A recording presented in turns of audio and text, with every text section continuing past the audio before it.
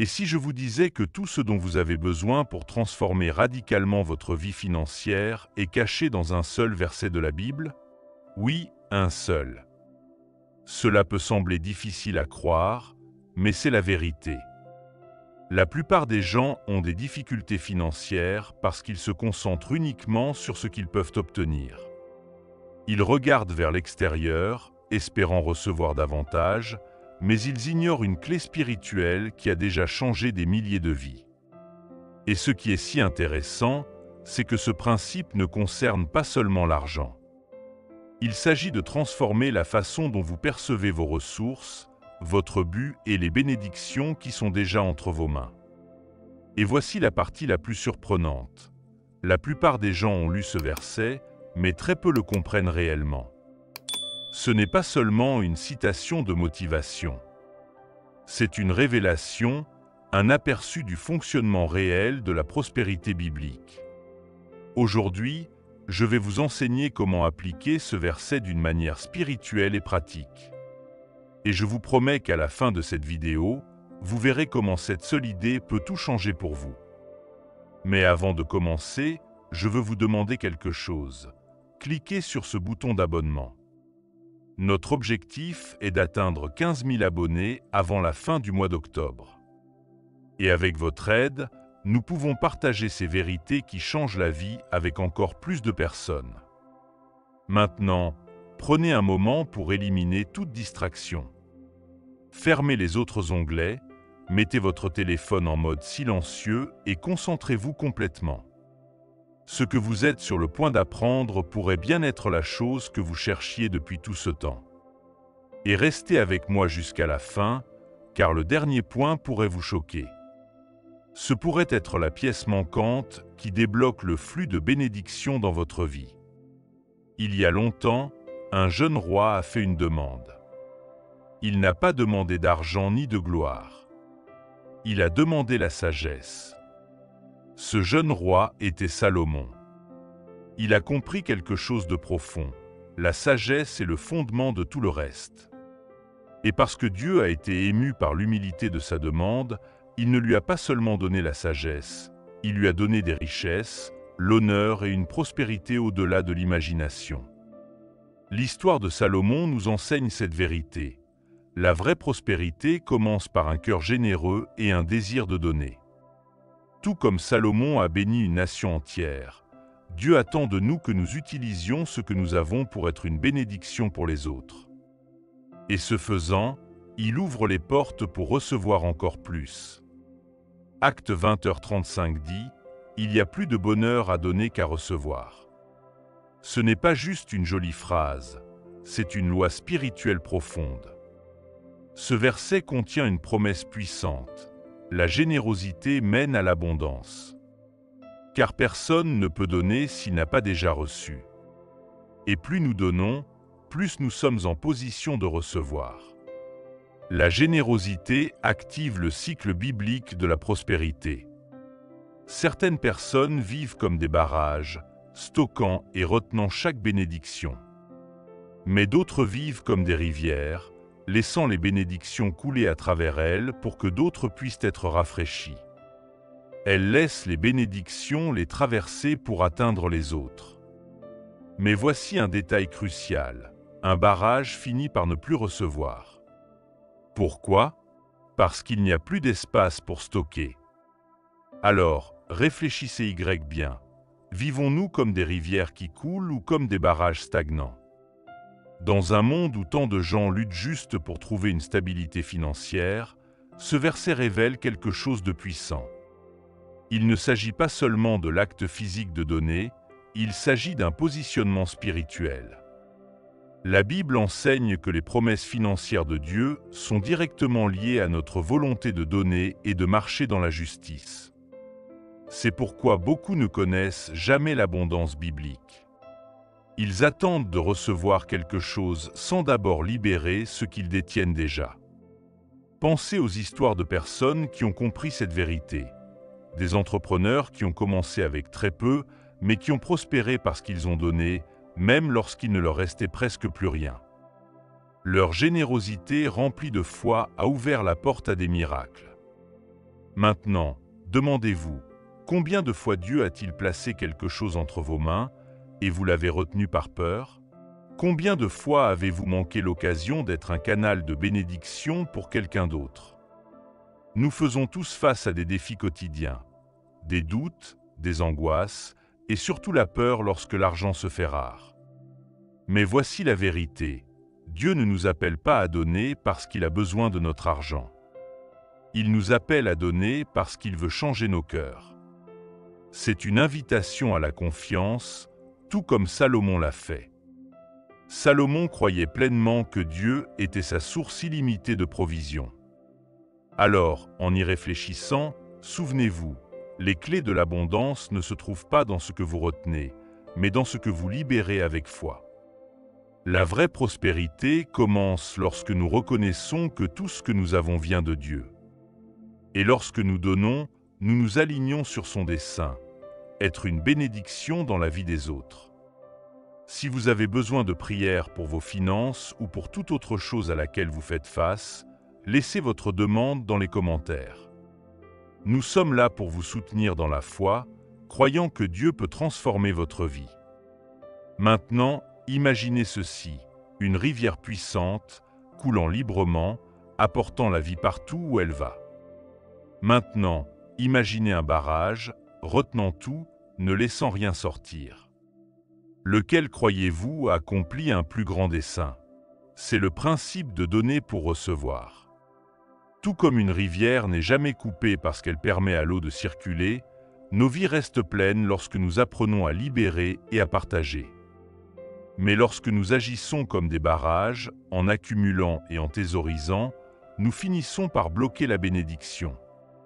Proverbe 11h25 le dit clairement, « L'âme bienfaisante sera rassasiée, et celui qui arrose sera lui-même arrosé. » Ce n'est pas seulement de la poésie spirituelle, c'est une vérité qui a le pouvoir de transformer des vies.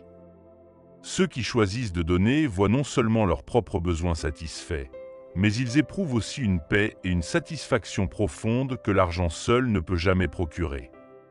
C'est un principe qui a résisté à l'épreuve du temps, prouvé encore et encore à travers les générations. Et cela fonctionne dans la vie de tous les jours. Vous pouvez le voir tout autour de vous. Les entreprises qui partagent leurs ressources et réinvestissent dans des causes significatives ont tendance à croître et à prospérer.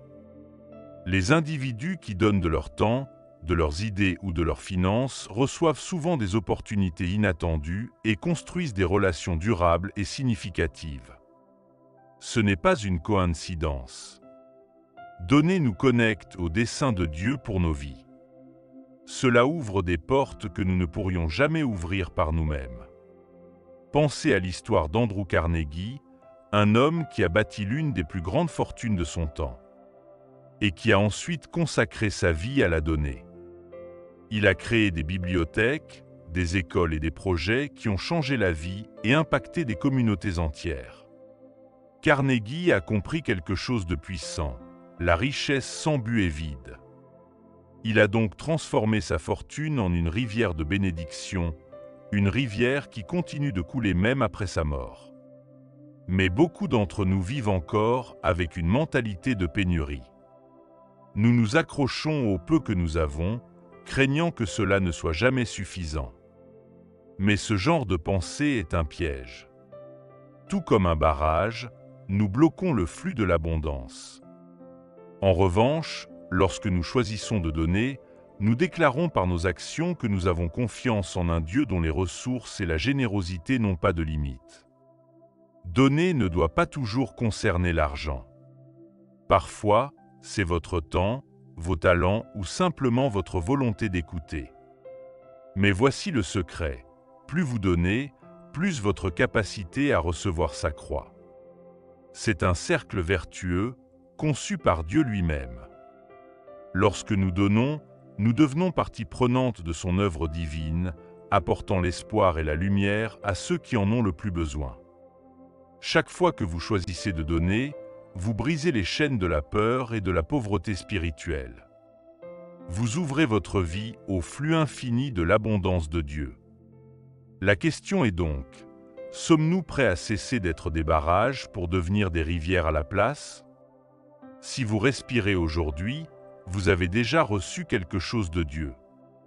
Le simple fait que vous soyez en vie est la preuve de sa générosité. Mais combien de fois nous concentrons-nous sur ce qui nous manque, au lieu d'être reconnaissants pour ce que nous avons déjà? Voici la vérité. La gratitude est le fondement de la prospérité. Reconnaître ce que nous avons reçu nous libère de l'anxiété et prépare nos cœurs à donner avec joie. La Bible le dit clairement dans Luc 6h38. « Donnez, et il vous sera donné.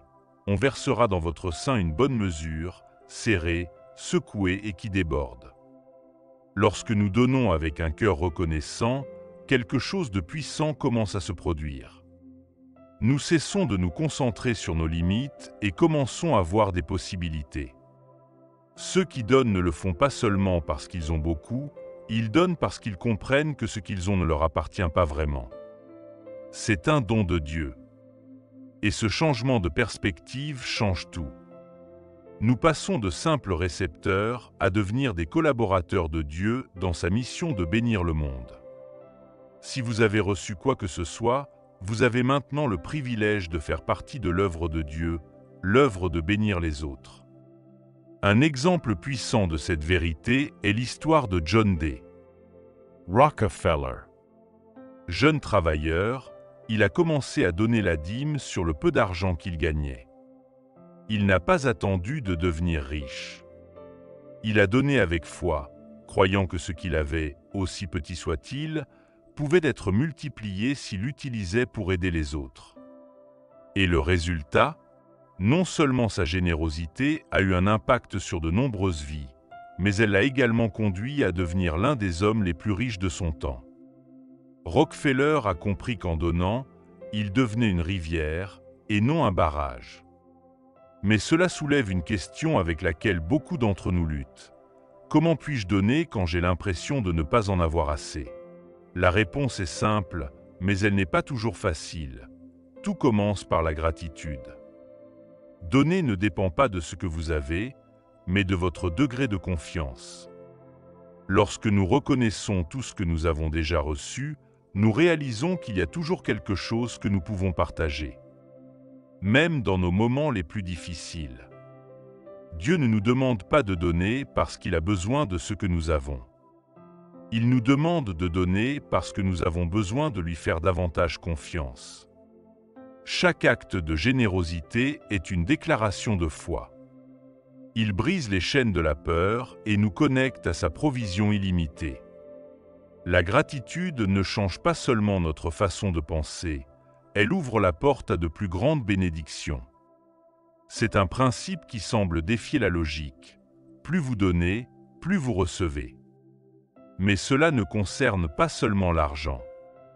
Cela inclut votre temps, vos encouragements et chaque acte d'amour que vous pouvez offrir. Tout ce que vous semez finira par pousser. Alors, la prochaine fois que vous aurez l'impression de n'avoir rien à offrir, souvenez-vous de ceci. Si vous respirez encore, vous avez déjà reçu. Et si vous avez reçu, vous pouvez donner.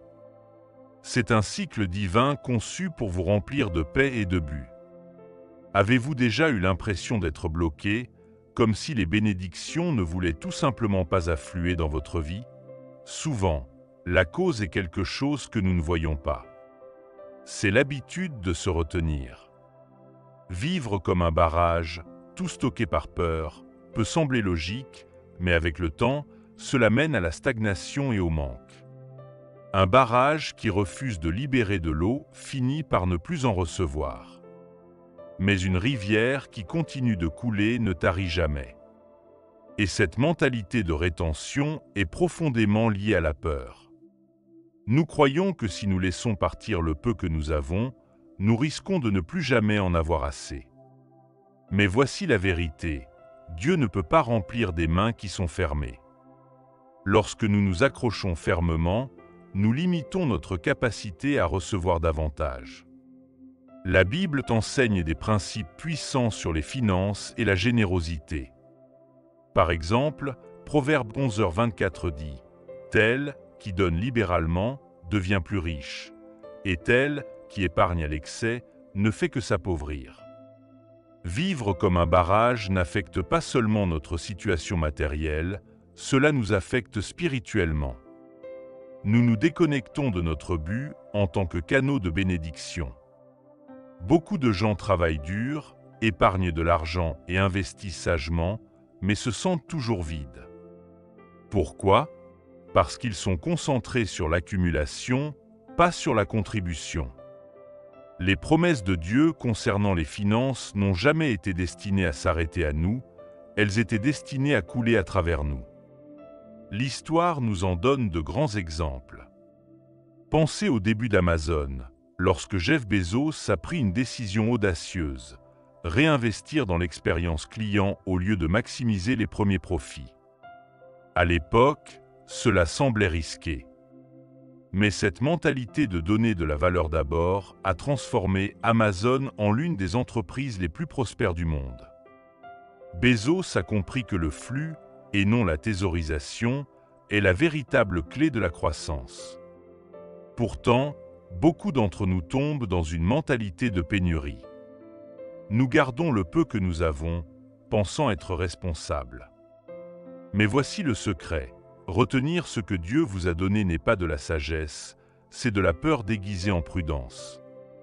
Et la peur ferme la porte à l'abondance. Au lieu de demander « Combien puis-je garder ?» demandez-vous « Que puis-je donner aujourd'hui pour faire de la place pour plus ?» Vivre comme une rivière ne signifie pas être imprudent. Cela signifie avoir confiance que Dieu est votre source.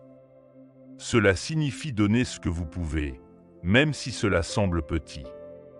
Car une rivière ne coule pas d'elle-même, mais de la source plus grande à laquelle elle est connectée. Et nous aussi. Lorsque nous reconnaissons que tout ce que nous avons vient de lui, nous cessons de craindre le manque. Chaque fois que vous donnez, quelque chose change en vous. Vous déclarez que votre confiance n'est pas dans votre compte en banque, mais en un Dieu qui peut faire beaucoup avec très peu. Alors aujourd'hui, arrêtez de vivre comme un barrage. Commencez à couler comme une rivière. Et regardez comment Dieu transforme votre vie en un canal de bénédiction inarrêtable. Maintenant que nous comprenons l'importance de vivre comme une rivière qui coule, une question naturelle se pose. Comment puis-je donner lorsque je traverse une saison de manque ? Il est facile d'être généreux quand tout va bien. Mais les moments difficiles, c'est là que notre foi est vraiment mise à l'épreuve. C'est dans ces moments précis que donner devient un acte radical de confiance en Dieu. C'est une déclaration audacieuse. Notre provision ne dépend pas de nos circonstances, mais de la fidélité inébranlable de Dieu.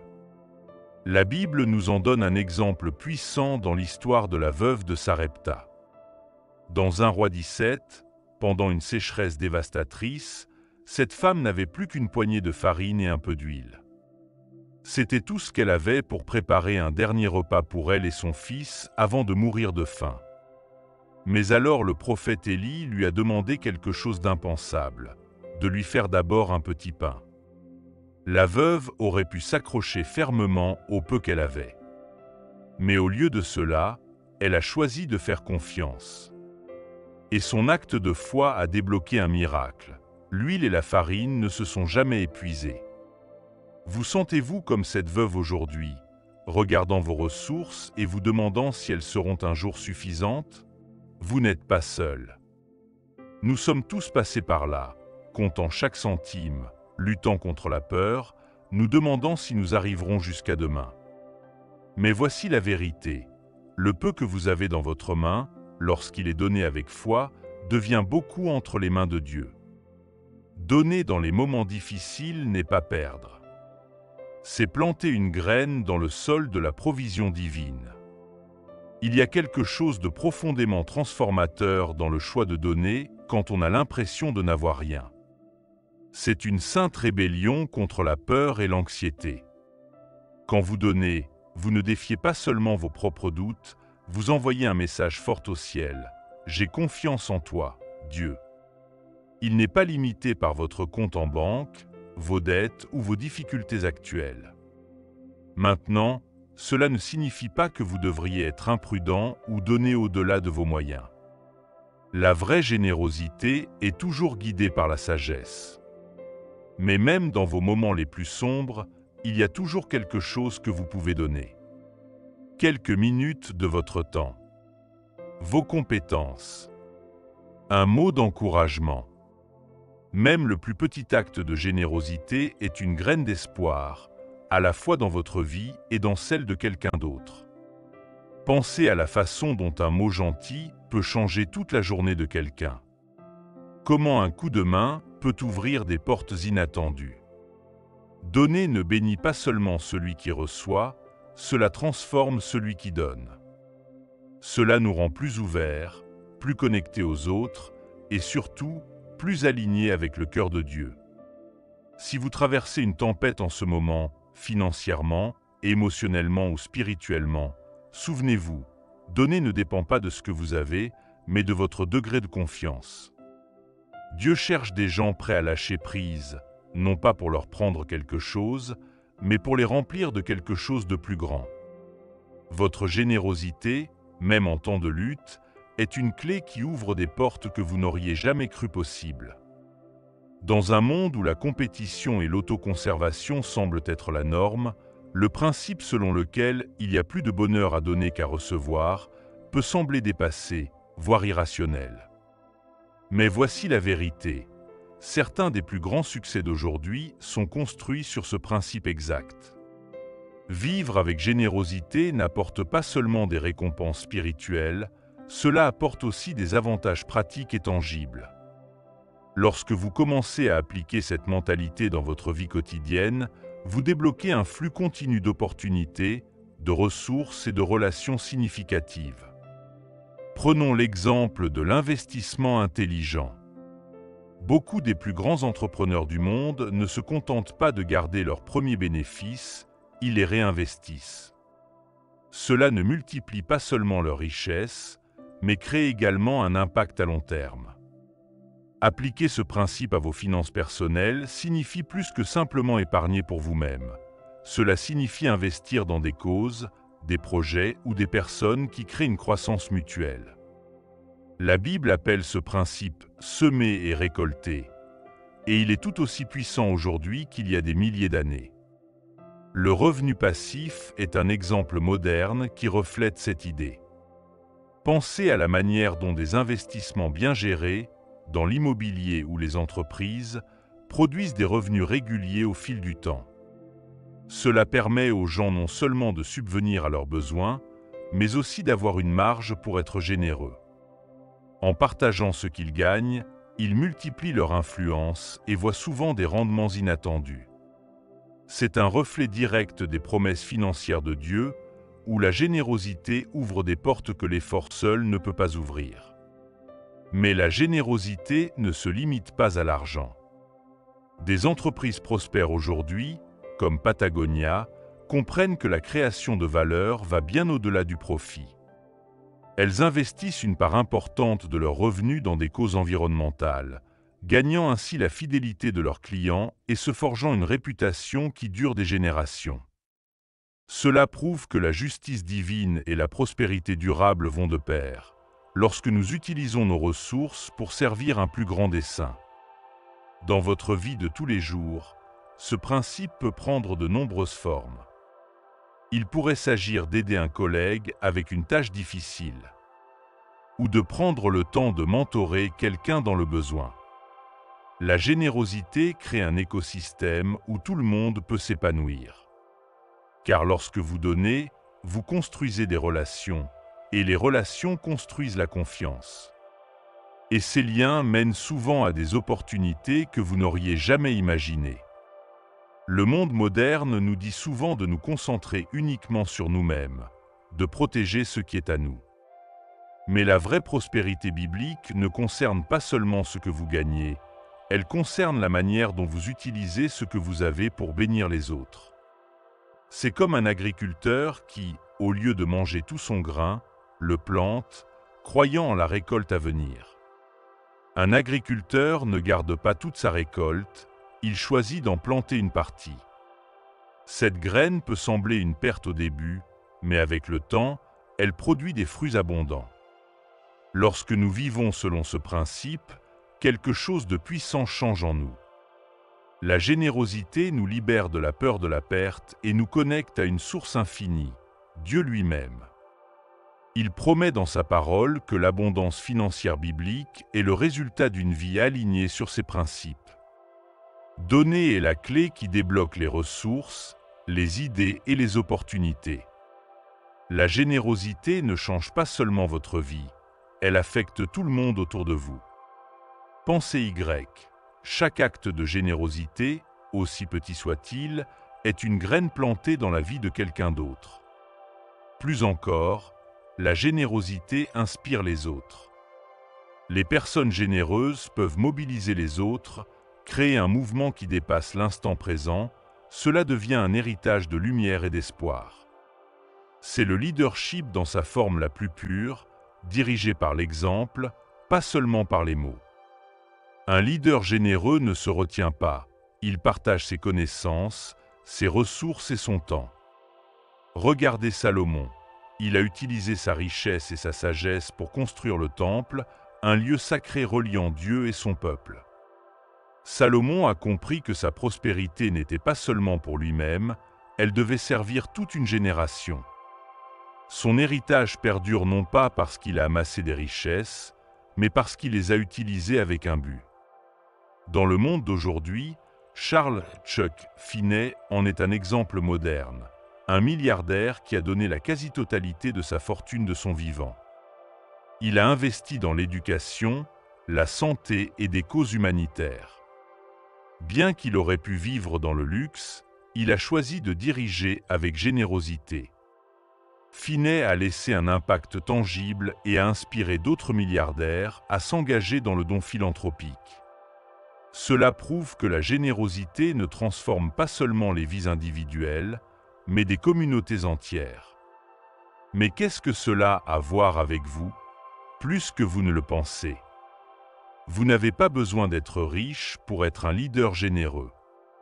Chaque fois que vous choisissez de donner, vous montrez aux autres un chemin différent. Lorsque vous partagez vos ressources, vos idées, vos paroles d'encouragement, vous influencez ceux qui vous entourent. Vous démontrez qu'il y a un plus grand but dans tout ce que nous faisons. Le leadership généreux a un effet multiplicateur. Quand vous donnez, cela inspire les autres à faire de même. C'est comme allumer une bougie. Votre lumière ne s'éteint pas, mais la pièce devient plus lumineuse.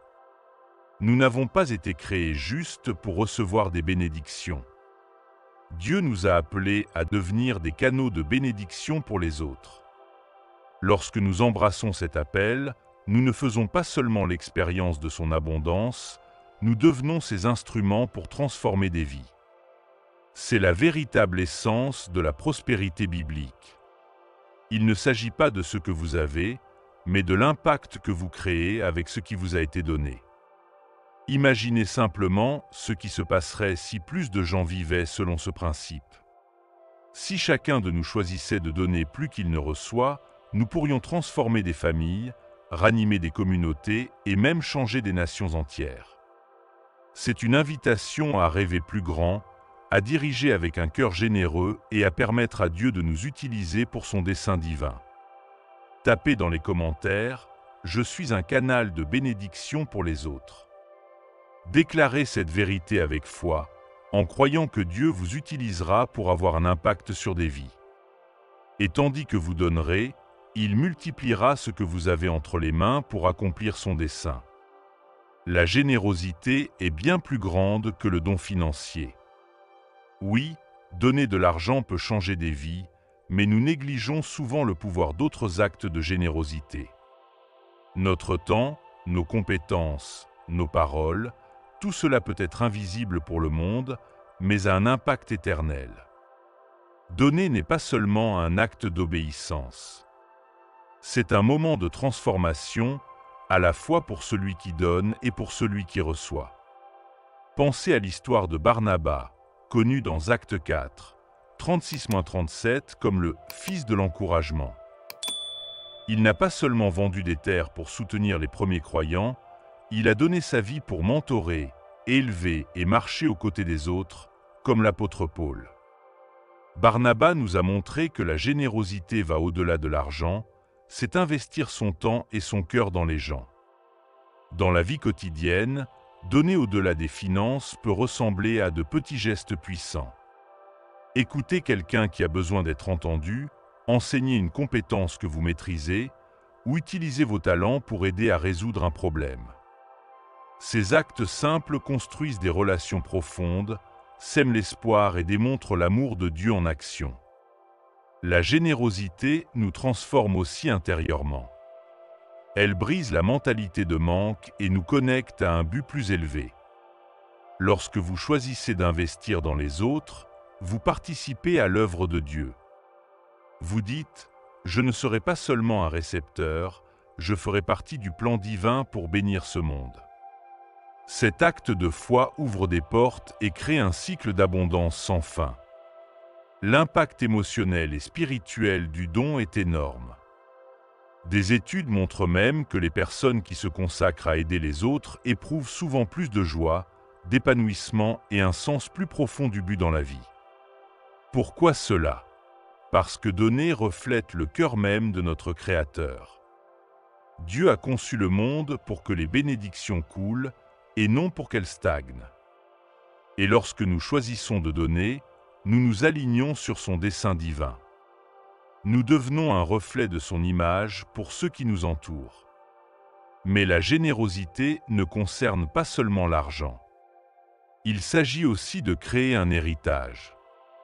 Lorsque vous investissez dans les gens, votre impact se multiplie au-delà de ce que vous pouvez voir. Il ne s'agit pas seulement de ce que vous accomplissez, mais des vies que vous touchez et des personnes que vous inspirez à suivre le même chemin. C'est le cœur du leadership généreux, laisser derrière soi un impact qui nous survit. Alors si vous avez déjà eu l'impression de n'avoir rien à donner, souvenez-vous de ceci. Votre temps, vos paroles et votre volonté d'écouter sont des graines puissantes. Dieu peut utiliser tout ce que vous avez entre les mains, aussi petit soit-il, pour changer la vie de quelqu'un. Le vrai pouvoir de donner ne vient pas de la quantité, mais du cœur qui l'accompagne. Maintenant que nous avons exploré ce verset biblique puissant et les principes qui changent la vie qui l'entoure, il est temps de réfléchir. Comment pouvez-vous appliquer cette vérité dans votre vie quotidienne? Il ne suffit pas de simplement la connaître. Nous devons agir en conséquence. Chaque enseignement, chaque exemple de la Bible est une invitation à vivre d'une manière qui honore Dieu et transforme notre façon de voir les ressources que nous avons. Souvenez-vous, il y a plus de bonheur à donner qu'à recevoir. Ce n'est pas seulement une citation spirituelle, c'est une invitation divine à devenir des rivières de bénédiction pour ceux qui nous entourent. Pensez Y. Comment pouvez-vous commencer à être plus généreux aujourd'hui? Pas seulement avec vos finances, mais avec votre temps, vos encouragements et vos talents? Quelles petites mesures pouvez-vous prendre dès maintenant pour aligner votre vie sur ce principe éternel? De grands hommes de foi, comme Salomon, et des exemples des temps modernes comme Chuck Finney, nous montrent que la véritable abondance vient de l'utilisation de ce que nous avons pour bénir les autres. Ce principe reste tout aussi puissant aujourd'hui qu'il était au temps biblique. Lorsque vous appliquez ces vérités, vous invitez Dieu à déverser son abondance sur vous, sachant qu'elle coulera à travers vous pour atteindre les autres. Et si vous ne savez toujours pas par où commencer, je vous invite à prendre ce message comme un défi personnel. Faites un pas de foi. Ayez confiance que Dieu pourvoira. Et regardez comment il agit dans votre vie. Peu importe la petitesse de votre action. Ce qui compte, c'est le cœur qui l'accompagne. Au fait, si vous avez apprécié cette vidéo, je vous encourage à regarder la suivante. Ce que le livre « Les 7 habitudes des gens très efficaces » ne vous dit pas, et comment la Bible complète le message. Dans cette vidéo, vous apprendrez comment la parole de Dieu porte les principes modernes puissants à un tout autre niveau. Et enfin, n'oubliez pas de vous abonner, de cliquer sur le bouton « J'aime » et de partager cette vidéo avec quelqu'un qui a besoin de ce message. Que Dieu bénisse votre vie, vos projets et vos finances. Et qu'il vous comble de sa sagesse, de sa paix et de sa provision.